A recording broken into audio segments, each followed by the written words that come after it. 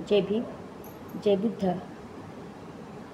मी प्राध्यापिका ज्योती दुतमल पंडित, दैनिक सम्राट स्तंभ लेखिका, कवयित्री, साहित्यिका, परभणी. आज दिनांक 15 जून रोजी फादर्स डे आहे आणि त्यानिमित्तानं आज माझी एक कविता जी माझ्या वडिलांवर केली, ती कविता आजच्या दिवशी मी माझ्या वडिलांचरणी अर्पण करते. तथागत गौतम बुद्ध यांनी पंडिताची जी व्याख्या केली आहे आणि विश्वरत्न परमपूज्य डॉक्टर बाबासाहेब आंबेडकरांनी ही व्याख्या बुद्धा अँड हिज धम्मा या ग्रंथामध्ये ती व्याख्या स्पष्ट केलेली आहे. मिलिंद प्रश्नामध्ये पण आहे. पण त्या पंडित ह्या शब्दाचा जो अर्थ आहे, तो अर्थ आणि ती व्याख्या ज्या ग्रंथातून मी वाचली आहे, त्याची अनुभूती घेतली आहे. आणि खरं पाहता माझ्या वडिलांना मी जे लहानपणापासून पाहत आलेली आहे, त्या व्याख्येमध्ये परिपूर्णरित्या माझे वडील बसलेले होते. नावानेच तो पंडिताच्या व्याख्यामध्ये बसणारा प्रत्येक शब्द आणि शब्द हे माझ्या वडिलांना लागू होतो. माणूस म्हणतो की नावानेच फक्त पंडित असावा असं नाही, तर माझे वडील ज्ञानानेही, शील सदाचारानेही, माणुसकीनेही खूप मोठे एक धम्माचे पाईक होते. एक समाजाप्रती त्यांना खूप मोठी ओढ होती. समाजकार्यामध्ये, धम्मकार्यामध्ये. प्रभातनगर नांदेड वासीय ते असून आमच्या प्रभातनगरमध्ये नागसेन हायस्कूल आहे. त्या नागसेन हायस्कूलच्या पाया उभारणीमध्ये त्यांचा खूप मोठा सिंहाचा वाटा आहे.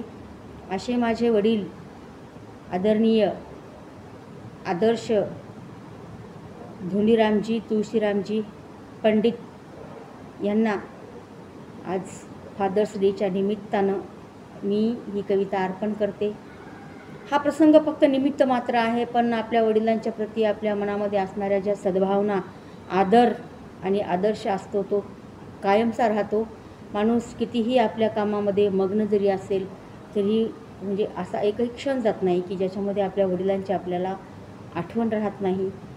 आणि मला इथं सांगण्यासाठी खूप खंत वाटते की माझ्या लग्नानंतर एकाच वर्षाने माझे वडील 15 फेब्रुवारी 1998ला गेले. हृदय विकाराने त्यांचं म्हणजे या जगातून ते त्यांच्या मायेचा हात निघून गेला. त्याचं खूप मोठं दुःख झालं. आणि आज योगायोगाने 15 तारीखच आहे आणि आजच्या दिवशी ही कविता मी माझ्या वडिलांचरणी अर्पण करते. कवितेचं नाव आहे असा असतो पंडित. असा असतो पंडित. ही कविता मी माझ्या वडिलांच्या लहानपणापासून मी पाहत आलेल्या आचरणावरून, त्यांच्या स्वभावावरून, शील सदाचारावरून, कारण जिथेही मी त्यांच्यासोबत लहानपणापासून जात होते, लोक म्हणजे म्हणत होते मला की काय पंडित आणली का तुमची मुलगी सोबत, जणू काही तुमची मुलगी म्हणजे तुमच्या गळ्यातल्या ताईतच आहे. आणि प्रत्येकजण असं म्हणायचं की पंडित तुमची ज्योती तर तुमच्या गळ्यातला ताईतच आहे, जिथं पाहावं तिथं सोबत असते. आणि मला इथं सांगायला खूप आनंद होतो की आज ज्या ज्या क्षेत्रामध्ये मी आहे ते सगळं श्रेय माझ्या वडिलांचंच आहे. अगदी लहानपणापासून कुठलाही सामाजिक कार्यक्रम असो, धार्मिक कार्यक्रम असो, त्या ठिकाणी मला माझे वडील घेऊन जात होते. जिथं कुठं भिक्षुगणांचं प्रवचन वगैरे असेल तिथंही माझे आईवडील दोघंही मला घेऊन जात असत. आणि आजचं जे धम्मक्षेत्रामधलं माझं यश आहे, ज्या ज्या साहित्य क्षेत्रामधलं आहे, हे सगळं म्हणजे कळत नकळत माझ्या वडिलांच्या चालण्याचा, वागण्याचा, बोलण्याचा, लिहिण्याचा, समोर स्पष्ट होण्याचा जो काही बालपणापासून परिणाम झालेला आहे. तो परिणाम म्हणजेच आजची जी देण आहे, आजचं जे माझं यश आहे, हे याचं सगळं श्रेय मी माझ्या वडिलांना देते, माझ्या आईला देते. आणि पुन्हा एकदा ह्या कवितेला सुरुवात करताना मी पंडिताची व्याख्या मांडलेली आहे इथं. असा असतो पंडित. आता बघा कसा असतो पंडित. व्यक्तीला अशा म्हणतात पंडित. म्हणजे कशा व्यक्तीला पंडित म्हणतात हे मी सांगते आहे इथं. व्यक्तीला अशा म्हणतात पंडित, नसतो कोण्या दूषण दोषाने तो दंडित. नसतो कोणत्याच दूषण दोषाने तो दंडित. व्यक्तीला अशाच म्हणतात पंडित. व्यक्तीला अशा म्हणतात पंडित, नसतो कोण्या दूषण दोषाने तो दंडित. नसतो कोण्या दूषण दोषाने तो दंडित. असते त्याची निष्कलंक निर्दोष जीवन पद्धती. असते त्याची निष्कलंक निर्दोष जीवन पद्धती. सन्मार्ग सहकार्याने आपला उत्कर्ष तो साधती. सन्मार्ग सत्कार्याने आपला उत्कर्ष तो साधती. असतो तो द्वेषमुक्त भयमुक्त. तथागत बुद्ध म्हणतात पंडित कसा असतो. असतो तो दोषमुक्त, तो असतो भयमुक्त, आणि असतो सद्गुणांनी युक्त. आणि असतो तो सद्गुणांनी युक्त. असतो तो सद्गुणांनी युक्त. त्याची असते बुद्धी तीक्ष्ण, आणि तो असतो प्रेमळ. त्याची असते बुद्धी तीक्ष्ण, आणि असतो तो प्रेमळ. जनकल्याणाची असते हृदय त्याच्या तळमळ. जनकल्याणाची असते त्याच्या हृदयमुठी तळमळ. नसतो त्याच्या अंगी ज्ञानाचा अहंकार.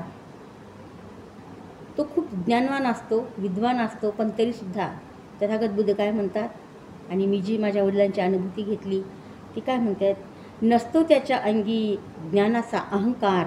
नसतो त्याच्या अंगी ज्ञानाचा अहंकार, मात्र तरीही त्याच्या मनात असतो मैत्रीशिलाचा अलंकार.